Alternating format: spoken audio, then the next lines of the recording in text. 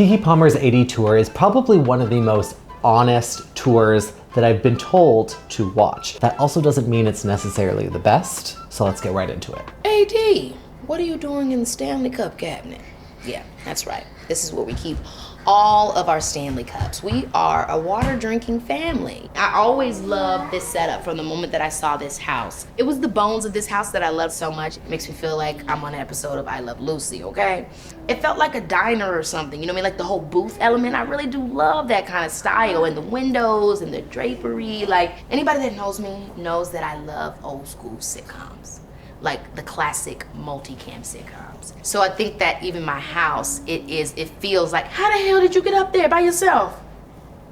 Dang, you're good. Anyway, I love multicam sitcoms so much that I think that that's what attracted me to this house, is that it felt like a multicam sitcom house, from this dining area to the way that the windows are. And so I always have little versions of things that remind me of those classic shows. Like, no, you don't need to eat this one.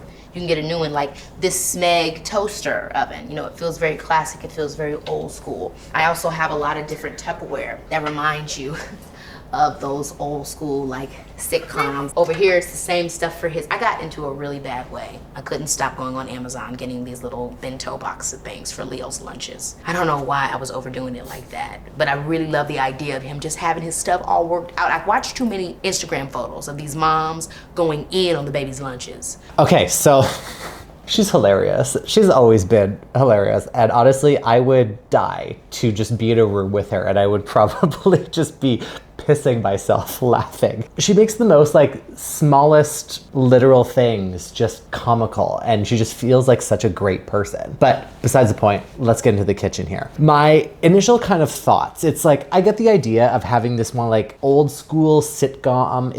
It works. Exactly what she wanted, that's what she got. I do like the built-in bench and breakfast area. I think that's really pretty. It looks lived in, real. It's nice to see that AD isn't like staging everything. I didn't see a bowl of limes anywhere, which I'm a little bit disappointed on, but that's besides the point. The layout looks functional. It looks like it's a longer kitchen than it is wide, but I do like that bay alcove with the dining, like I mentioned. It's simple, it's clean. I can see the visible child locks on the cabinets, which I think is hilarious. At least someone here is designing for longevity. The few things that I think just doesn't work is like the Zalej tiles on the backsplash don't match the era of the design of this kitchen. They're very like Moroccan and handmade, and the kitchen is very polished and traditional. So that, for my opinion, doesn't work, especially with like the white shaker cabinets and the black countertops. It feels a little bit off. The gable roof also throws off the angles in the room. The first comment I saw was like, why aren't the cabinets going all the way to the ceiling? And then in one angle, I can see that gable roof where it has that gap.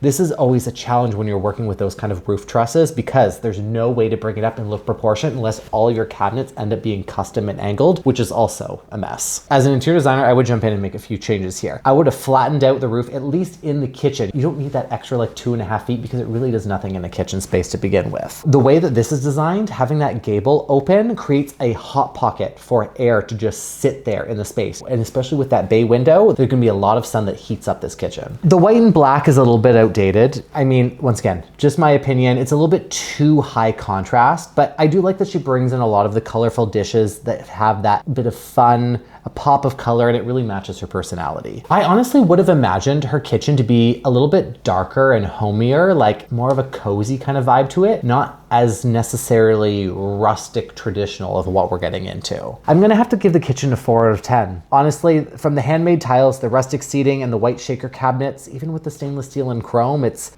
nothing special. I absolutely love this area. This is where me and the family eat, hang out, talk. The wallpaper was such a big deal for this room because I felt like it was, again, an ode to traditionalism. It kind of reminds me of my grandma's house growing up. And then over here in this area, we have this big picture of my parents. I have a picture of Leo up here when he was little. Well, that's where that picture is at. Damn, they done hid that picture. So it's a picture of Leo's dad is up in here. It usually was sitting on the mantle. I don't know why they done put him away, child. But then over here, it's the same thing. Also, my mom did this. I need to talk about this. She does this to me in my own house. Why the hell did she do this? And it makes me seem like I'm obsessed with myself, but it's her. She's obsessed with me. It's not even a professional photo. It's a selfie that she liked. Oh my God, what's it? Absolutely hysterical. I loved her comment about the portrait taken down. So maybe AD did assist staging here if they're hiding the portrait of her child's father. I know AD swears they don't stage, but something's not adding up here. Now let's get into the design of it. I love the ceiling. I love the molding. That wallpaper is really beautiful. The crown molding, even around the chair rail with the lower wainscoting, is a really nice craftsman touch. But then once again, what doesn't work is all this rustic furniture that's been added in that has this kind of pre-aged. I bet you that credenza or buffet stand was probably vintage. That's why it looks like it's falling apart. Once again, not my vibe. I was expecting a little bit more of a transitional kind of element with more contemporary items and such a traditional styled home. Once again, the rustic farmhouse is not really like working. It's like wearing Crocs to the opera. It's like disrespecting a timeless design. If I were swapping this out, I would have done different furniture that would feel more aligned with like the style now that I'm re-watching it. The solid wood, like they give cleaner lines and finishes, but overall it just feels very inconsistent. The color palette outside of the green chairs also feels very off. Like, I don't know what direction they were trying to do with this. I'm gonna have to give them 2, maybe a 3 out of 10, only because there's no consistency with the second room from the kitchen. It feels like we've gone into a different space, which feels like they just kind of put furniture in. It doesn't feel very design forward. Okay guys, this is the living room and it's pretty much the center of the house. So these chairs are very comfortable. I spend time in this room a few times a day, honestly. Like this is like an area that my mom and I will have an impromptu meeting. This one doesn't look like it is, but baby it is. I get my makeup and hair done in this chair. I have a drink in this chair. I talk shit in this chair. I like this chair. This is just such an underrated, and actually I'm lying, it's not really underrated. I've had a lot of people pass out at the parties up on this thing right here. I've caught, you know, the kids looking out the window, just chilling, playing, throwing the pillows. And so we have a different pattern here and we have a different pattern here with the drapes, but the colors and the fabrics, although they tell a different story, they're all a part of the same whole. And then like, again, we have a sitting area. And I know that this seems like it's just about the look and the vibe, but it also is very comfortable. It's a comfortable couch. This is a very popular place for the Palmer family. We got wine, we've got the regular liqueur. We'll slide over here and don't move too much, okay? Because I don't want you to fall. I would love to be like, hey, you trying to get a drink or something? You know, and be able to whip something up real quick, but I only know how to whip up a glass of milk for him. All right, so we got the living room. Good, bad? There's my kind of like initial thoughts. Like what works is all these contemporary elements of furniture that create the design of this living room space. This is what I was expecting more with the blend of the contemporary and traditional where we get that transitional feel. Everything in this room, from the bar to the sofa, feels intentional and aligned with the interior design style and the architecture of this home. We're on a positive note. Things are working great so far. The bay windows are phenomenal. I love that they have all this built-in storage. The stone that's carried from the fireplace to the bar is really great because on opposite sides of the room, that's how you create that sense of repetition, but also rhythm in a space so it feels connected even though they're far apart. I also love that shearling sofa. It is 100% not safe for the amount of children she has in this home, but once again, quite beautiful.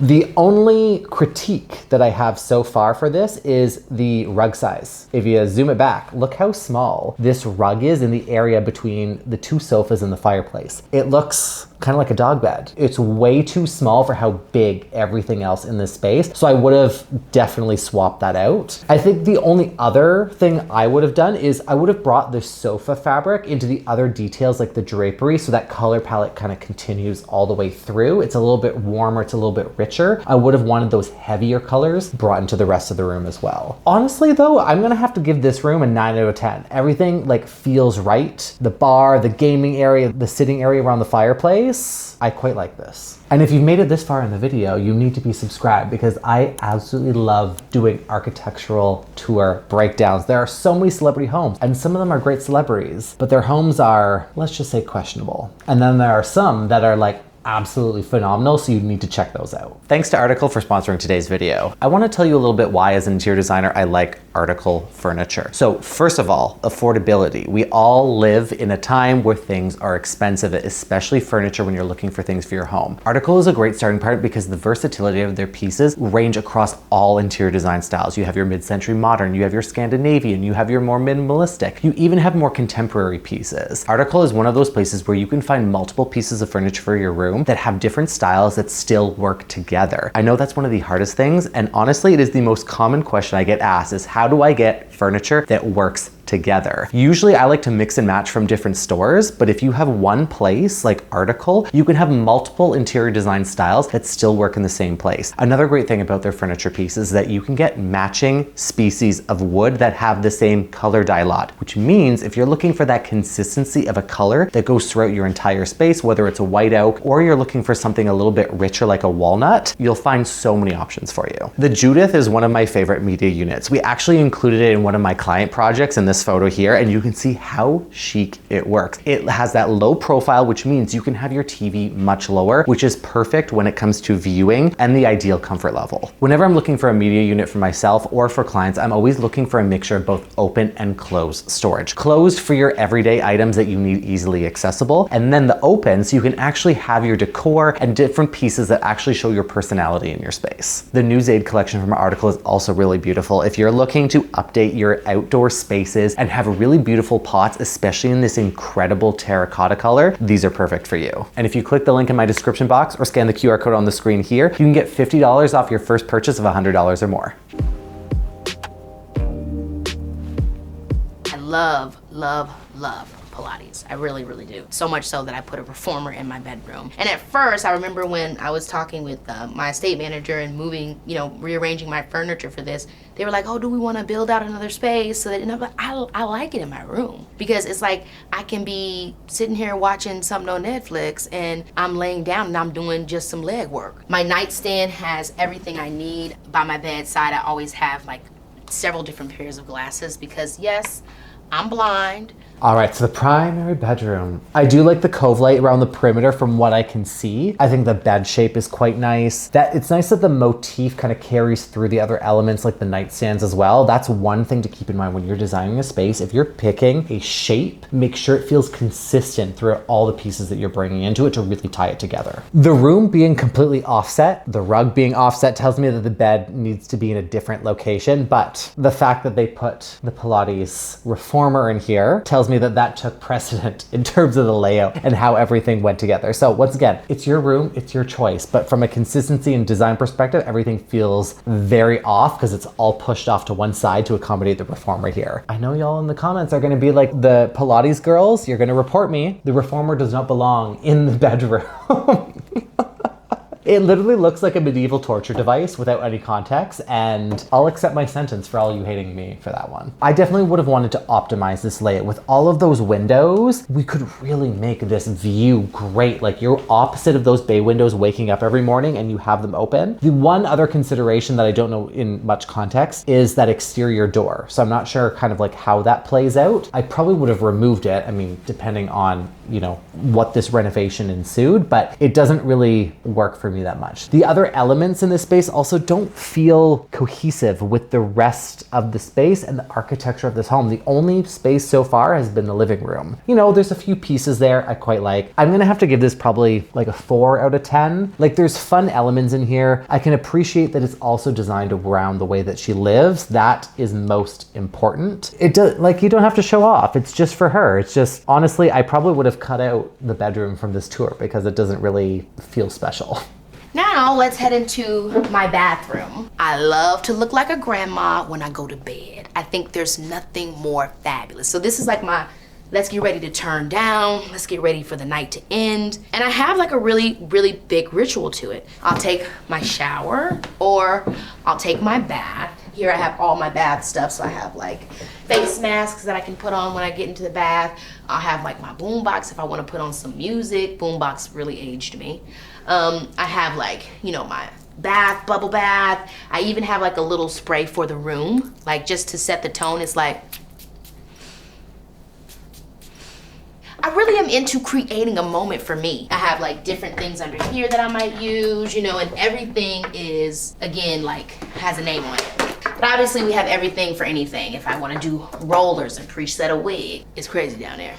This is where all my jewelry is. Don't try to rob me, you'll get got. I'm starting to get older, so a lot of times you might need a powder puff for the sweat, like the grandmas used to do.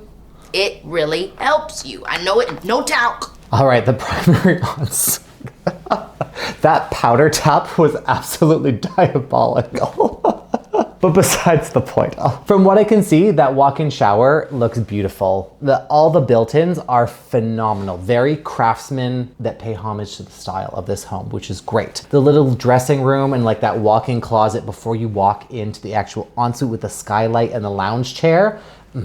It's all about creating the moment. And like she said, it's all about creating the moment for me. This is about the vibe. This is about the feeling. This is how I start any design project for any client, is I start with a feeling. I start with words that help articulate the design direction and the look and feel that you really want in the space. And she got just that. For me, I think function, that has been at the forefront of this whole design. The dark flooring is a little bit of a nightmare for me. If anyone who's ever had dark flooring, you know how challenging it is to keep clean. And especially with how it contrasts everything else as a stark white, it feels very chaotic. She has so much stuff, from her wigs to her jewelry to her body care, her skin care, her hair care. Half of it is out, half of it is all put away. And it's chaotic, but like she's happy about it. So that's the most important part. The layout I think could definitely be optimized in terms of where the shower is, where the built-ins are, where the walk-in closet is, as well as the tub. I definitely would have wanted to create more of a perimeter around this room so it actually feels well designed instead of just kind of like bulking everything in and having everything built in. I will have to give this,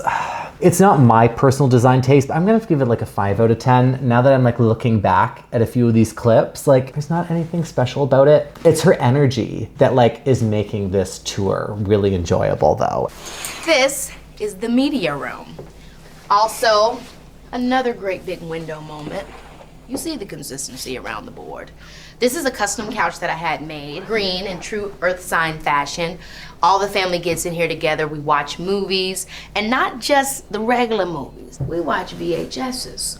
My sister, who is absolutely amazing, got a VHS that we could hook up to our TV, our modern TV, and watch all these old school movies. So we've got The Glass House, The Predator, we got Ghost, we've got Aladdin, Back to the Future, Blank Check. Baby, this is a deep cut. This right here, y'all don't know nothing about that. Y'all don't know about that Goosebumps. Y'all know nothing about that Fox and the Hound. We even got Thumbelina. Even when you look over here, we have all these old school classic horror books. My sister always loved like Christopher Pike.